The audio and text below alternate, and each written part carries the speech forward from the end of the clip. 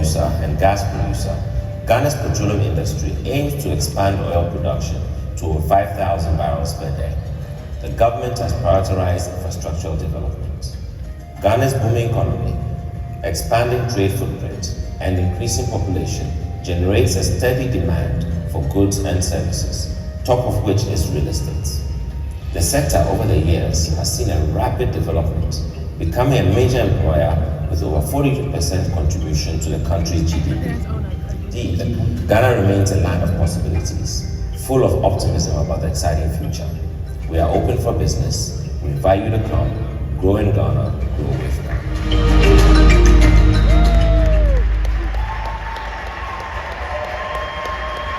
So it sounds like you guys are ready. So first I'd like to intro Chaka Bars to the stage. Chaka.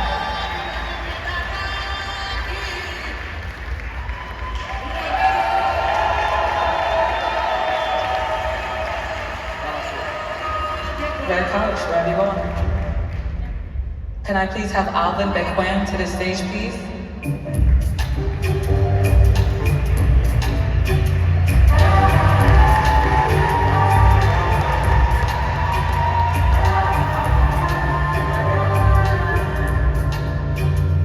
And last but not least, Kwame Blay.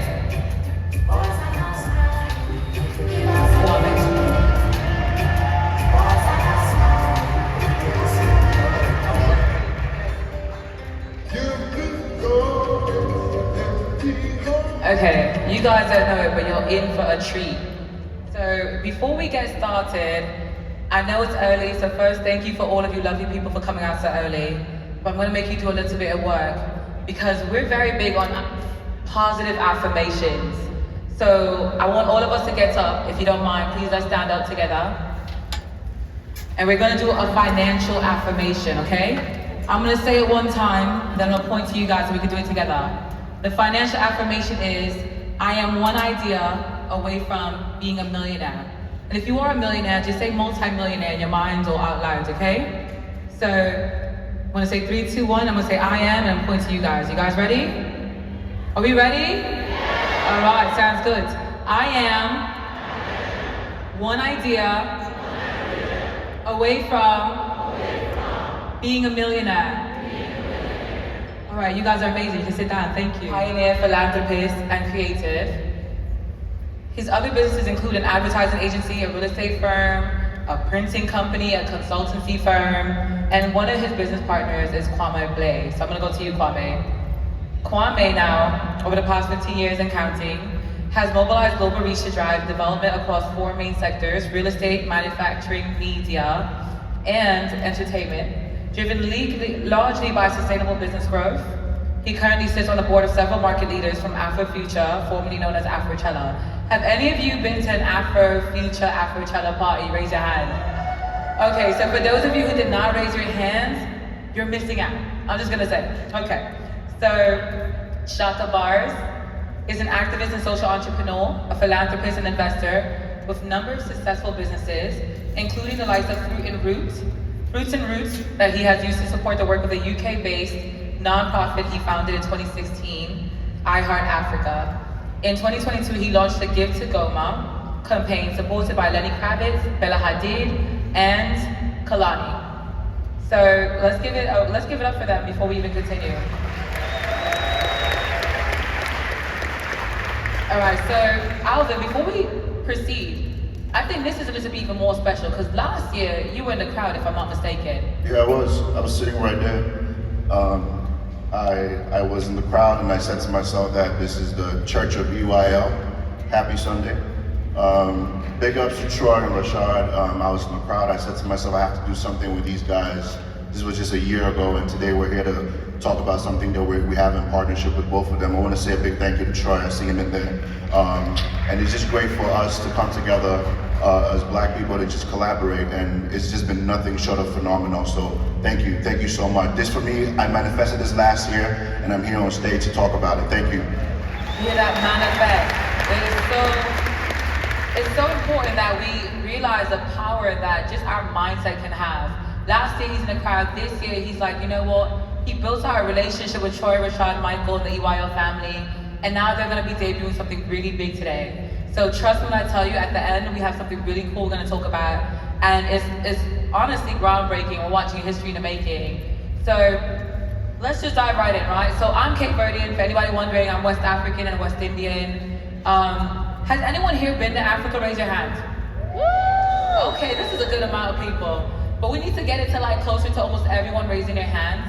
If you travel and you've been to Thailand and a bunch of countries, when I tell you, sometimes we don't think about Africa and think about places like Seychelles, Mauritius. We don't think about South Africa sometimes as a first choice. But if you're gonna jump on a plane, come visit Ghana, right? And other parts of Africa. So although today we're gonna be focusing on Ghana, I want you to know we will be lightly touching upon other countries. We're focusing on Ghana today because we have a big announcement for Ghana, right? But we do have love for other parts of the continent, and we want you guys to know that there are other areas to invest in as well. So, who do I want to start with? Let's say with Alvin.